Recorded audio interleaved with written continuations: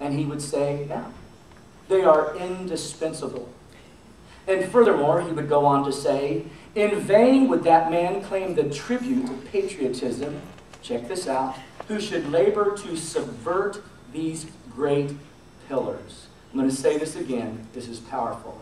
In vain would that man claim the tribute of patriotism who should labor to subvert, to tear down, to undermine these great pillars. Again, if he were making this speech today, people would probably stand up and boo.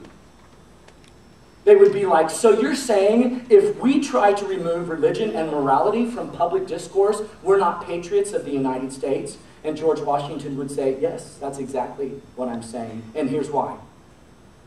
Religion and morality are the great pillars of human happiness. They are the, get these words, firmest props of the duties of men and citizens.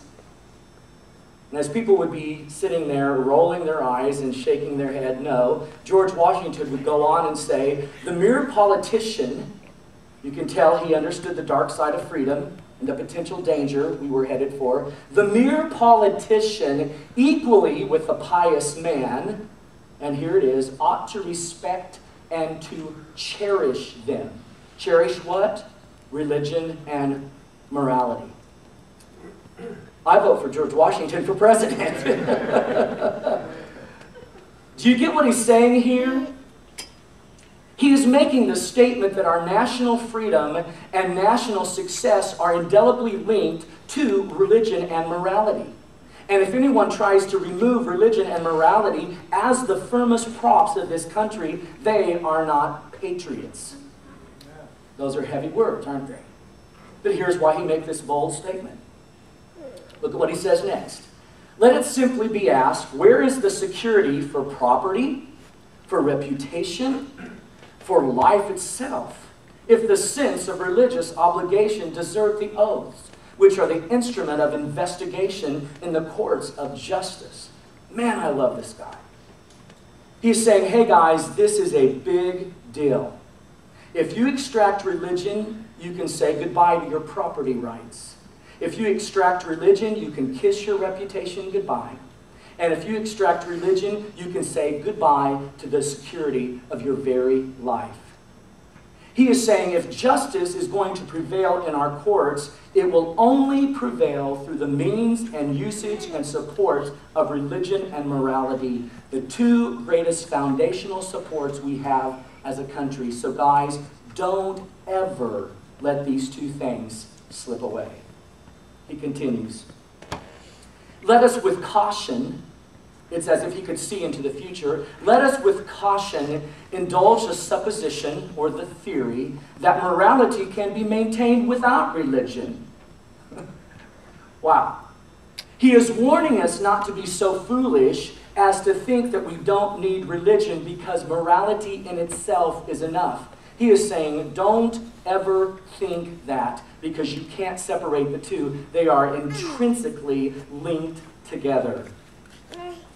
Whatever may be conceded to the influence of refined education, this guy was a prophet. Over 200 years ago, George Washington warned us, listen, not to become so smart, so educated, that we allow education to undermine the moral and religious fabric of our nation. Whatever may be conceded to the influence of refined education on minds of peculiar structure, reason and experience both forbid us to expect that national morality can prevail in exclusion of religious principle. Here's what he is saying. He's saying, based on what we have seen, based on what we have experienced, we know that if you take out religion, you can say goodbye to morality. And he specifies national morality here. He's saying if you take away religion, you are going to mess up the national morality of this nation. Here's why. Because there will be no consensus of what is right and wrong. National morality is the consensus of what we Americans think that we should and shouldn't do, and we think that we ought to do. And George Washington is saying to us, right here, he's saying, if there is any hope for consistency within national morality, it will only be built upon religious conversation. This is the pillar upon which the Republic stands. He clearly understood this. Again, I vote for George Washington for president. How about you? He's saying, hey guys, don't forget this. The Constitution is not enough. The law is not enough. Congress is not enough. For this republic to work, for freedom to really work, we have to remember the other side of freedom. The ought to of freedom. The opportunity of freedom. We have to remember that there are two sides to freedom. And if we are going to be a great country, and if we want to inspire people to greatness, if we want all Americans to experience freedom, listen, he says, there has to be a marriage between what we can and can't do and what we ought to do. There has to be a marriage between state law and divine law. And this marriage will only work, get this, if we allow our national conscience to be informed by God. If we extract this element from conversation, we are in trouble. Check this out. This is what George Washington is saying. He's saying, in fact, if you extract this element from the conversation, I am saying that you are not a patriot of the United States of America. Bold words. In my opinion, good words. Truthful words. Honest words. What we're lacking in our nation today. Here's where this gets eerie for us.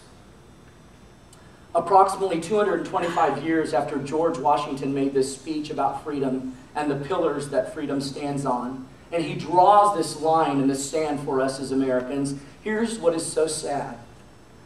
We find ourselves today living in a country where we have stripped religion away from just about everything.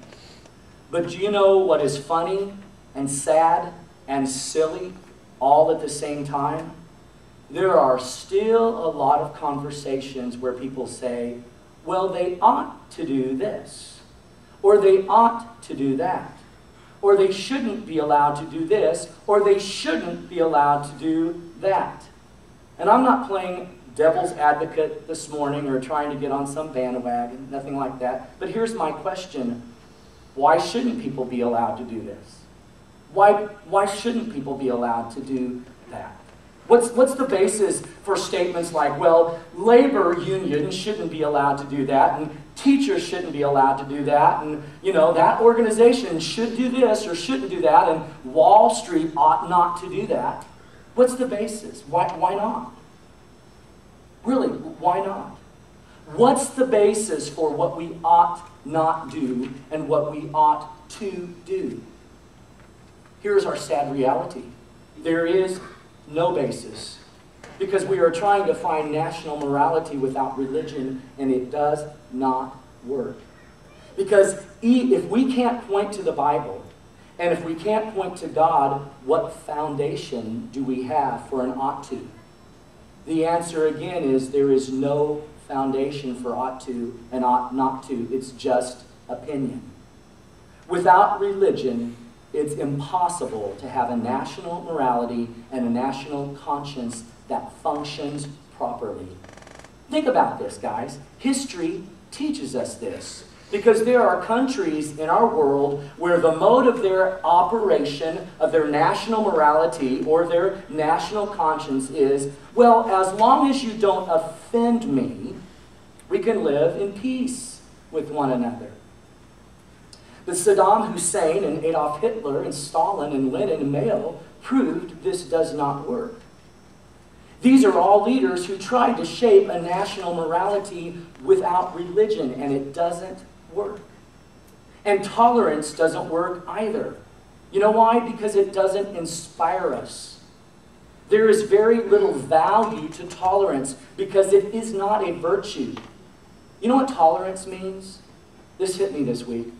Tolerance means that we have given up on love.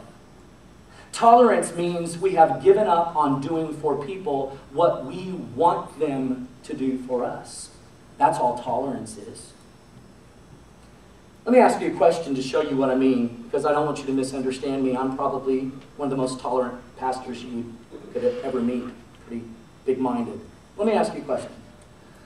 When the earthquake rocked Haiti, did we just tolerate them? No. We gave generously. Why? Was it because law said we had to? Was it because a congressman came here and said, you must be generous to the people who have suffered in Haiti? No, listen. The reason that there was an outpouring of love toward the Haitian people is because we knew in our hearts what was right to do. We knew what we ought to do. Why? Because of divine law.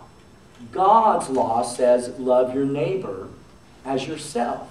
And we as a church participated in this, along with hundreds of thousands of other Christians. Think back to Katrina. Did we just tolerate the people of New Orleans? No, we loved on the people of New Orleans. You see, now I want you to hear me. There is still an element that would include us. There's an element within America that chooses to respond and live out divine law. There is still a large group of people here in the United States who understand the other side of freedom. And we know that our freedom isn't just about being free from something or just being free to do whatever the heck we please. No, we understand clearly that our freedom is a God-given gift, and we are free to do something. We are free to do what we ought to do, and here's why.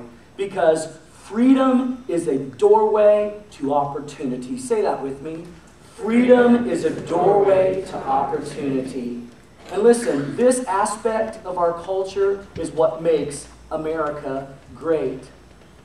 I experienced this yesterday. I was driving up 41. Somebody broke down on the road. They were complete stop. And he was pushing the car by himself.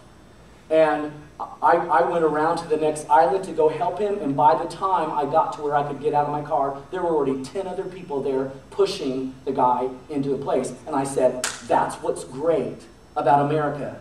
That is loving your neighbor as yourself. They didn't have to do that, but they knew that they ought to do that.